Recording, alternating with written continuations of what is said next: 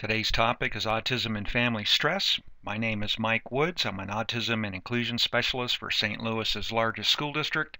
I'm the father of triplet boys. Each one of my boys happen to be on the autism spectrum. Talked with a mom this morning who was sharing with me how difficult things had been lately and how she felt like her friends, and including her parents actually, didn't quite understand what it felt like or the things that she was going through emotionally and the family stressors that were associated with that. And so I wanted to do a presentation that if you're in the same boat, or if you know someone who's in the same boat, that you might be able to use this as a presentation to send to somebody or send it to them as a link that they could listen to, and in a very short period of time get a feel for what some of the different stressors are that some families encounter who have a child who's on the autism spectrum or some other special need for that matter.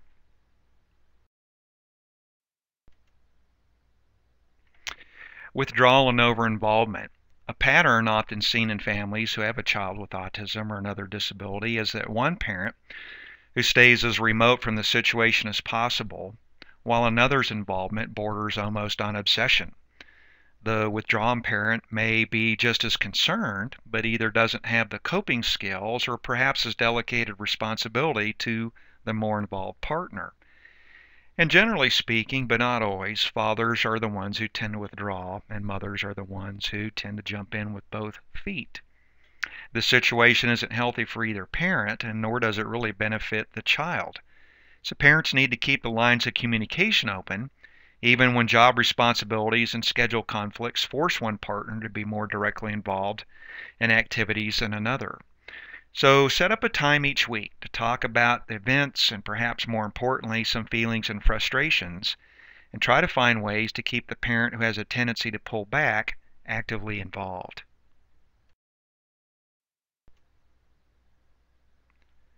Burnout and respite. What happens when break time doesn't happen? Well, burnout. No matter how much you love your child, there will be a day when your batteries just run low. And for some folks, the batteries just quit. Single parents and couples who have a very unbalanced system of sharing responsibility for their child who's on the autism spectrum are definitely at high risk. So don't let this happen to you or your partner. It's okay to say that you're overwhelmed. I had a hard time saying that. I don't know if it's because I'm a guy, because I served 20 years in the Marines, and it's just not our tendency to say that we need help. But I've learned over time that it's okay. It's okay to say that you feel like you're going under for the second or third time. And only then can you look for a way to remedy the situation. And if you're having troubles doing that on your own, typically a good family counselor can help you set up a schedule that gives you some time off to clear your head or just enjoy a quiet cup of coffee, perhaps a game of golf. And it usually doesn't take much to lift the burden of your day in, day out duties. But in order to do that, at some point, you have to let folks know. Resentment. Resentment is an ever-present emotion in families affected by a child with a disability. Unfortunately, it usually festers away in private, only surfacing when an argument crosses the line of civility. And it's hard to not feel resentment when the diagnosis sometimes feels like it takes so much away from your life. There's undisturbed sleep, sometimes there's no more quiet meal times, the ability to go places with your old friends and their kids seems to be almost non-existent, community disapproval, financial insecurity, and the list can just go on. Resentment is the result of feeling like you're not getting a fair shake.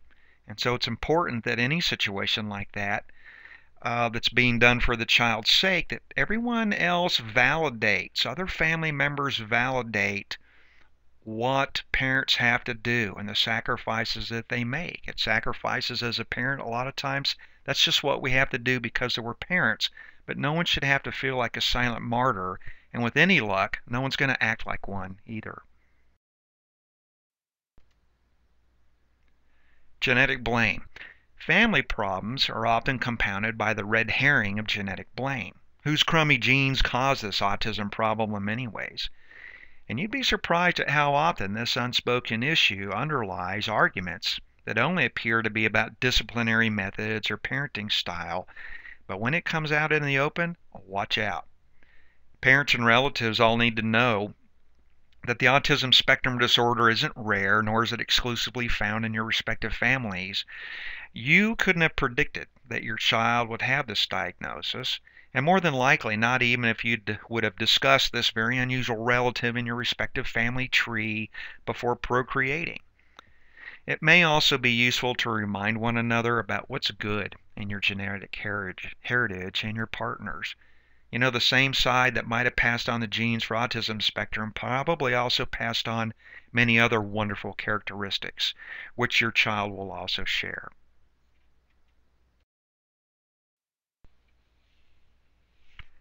Siblings, when a child is in crisis, the everyday problems for her brothers and sisters seem to recede into the background, and reactions can differ.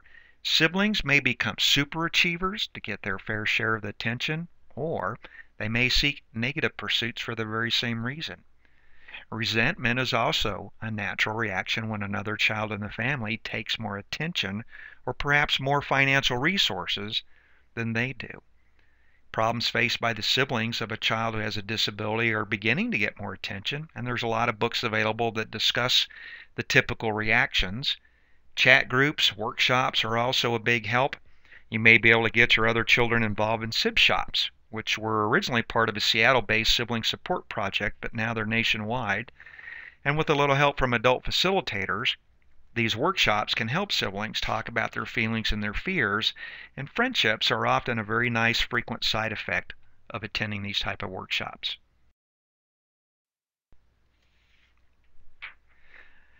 Lack of family support as a family stressor with a child with autism. You know, if it takes a village to raise a child, then some extended families of a child who's on the autism spectrum don't see themselves as part of that village.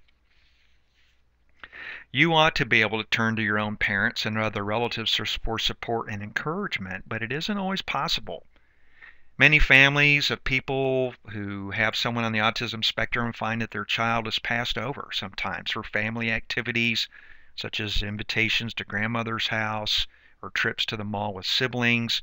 Some family members may even neglect to send birthday cards. So it might make you feel uncomfortable to do so, but you want to share as much information about your child that you can from the school or from the doctor with other family members who seem to question the disability's existence. Some parents have even brought a grandparent along to a doctor's visit or a psychologist visit or for therapy visits, hoping that hearing about the diagnosis from an expert in a white coat will help it to be accepted at last.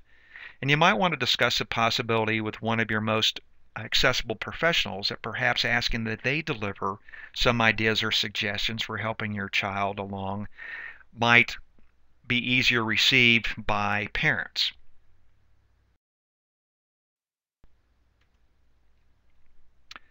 Community isolation. All it takes is one embarrassing episode in the checkout line or the public park sometimes to make the average parent want to crawl under a rock.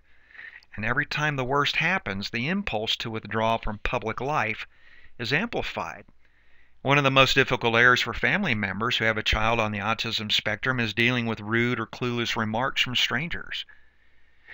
Children with autism are rarely beneficiaries of the sympathy factor. There's not a wheelchair or leg brace to signal that this is a child who has a disability, so oftentimes onlookers assume that they're witnessing willful misbehavior. And some of those folks sometimes can be quite vocal about letting parents know it, which can do a number on your self-esteem sometimes. And it's also sadly true that the friends you had before your child's problems became evident, they may fall away. You'll have to be the judge of whether the cause is fear, a dislike of your child, or simply the fact that you just have less free time to spend with your friends than you used to. Disability support groups are frequently a source for new and potentially rewarding friendships. And on the other hand, you may struggle mightily to hold on to those friendships that you have that have no relationship to the autism spectrum, just to avoid having your child's disability permeate every aspect of your life. Financial problems. Autism spectrum can be a financial drain, and that means it's a family strain. Sometimes money problems are more than about a low bank account balance. Other family members may miss out on important opportunities or have to do without some material things.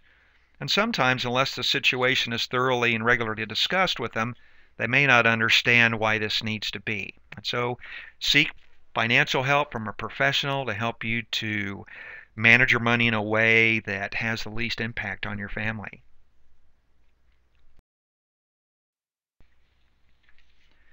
Single parents. Single parents face increased financial pressure. Sometimes they can have a terrible time getting to meetings with school districts and doctors and other helpers to fit into their schedule. Voicemail, pagers, email, fax machines, sometimes those can be the single parent's best friends. And you may have to try to fit several appointments in the course of a day. But it's possible that if your child has a low tolerance level to those kind of things, then these type of results may not be all that great. But folks, couple problems are plenty of trouble. But it's trouble that those who go at it alone sometimes wish they had. Sometimes no matter how ineffectual one half of a couple is, your partner is still an adult sounding board and a shoulder to cry on that sometimes a person who's a single parent doesn't have the benefit of having that. So single parents have to, for more reasons than any others, actually need to seek allies in their extended family or their community. Respite care and after quality school cares are absolute necessities.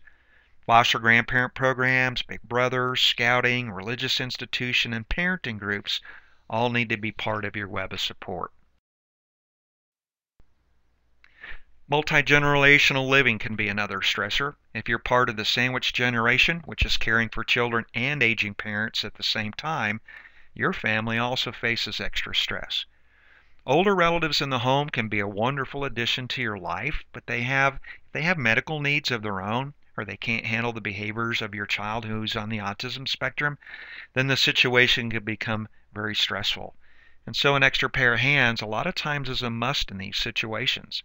I know that in the US, Canada, Britain, Australia, and most parts of Europe, home health aides are available for frail or disabled elderly parents, even when they're cared for by their children. And private social service agencies and religious institutions can also be there to provide assistance also. So you might want to. Last but not least, family therapy. According to parents that I've talked to who have tried family therapy, there are two models that seem to get the best results. Whole family approaches that may include working separately with parents and siblings and your child, and then they bring everyone together on a regular basis to hash out interpersonal issues, and then group therapy sessions that involve several parents. The latter can provide families who are new to the diagnosis with a built-in support system, and participants in well-run groups report a growing sense of confidence as they too are able to pass on knowledge to other parents. And I just want to give a special thank you to Dr. Mitzi Waltz. A lot of this information came from her book, Pervasive Developmental Disorders, Finding a Diagnosis and Getting Help.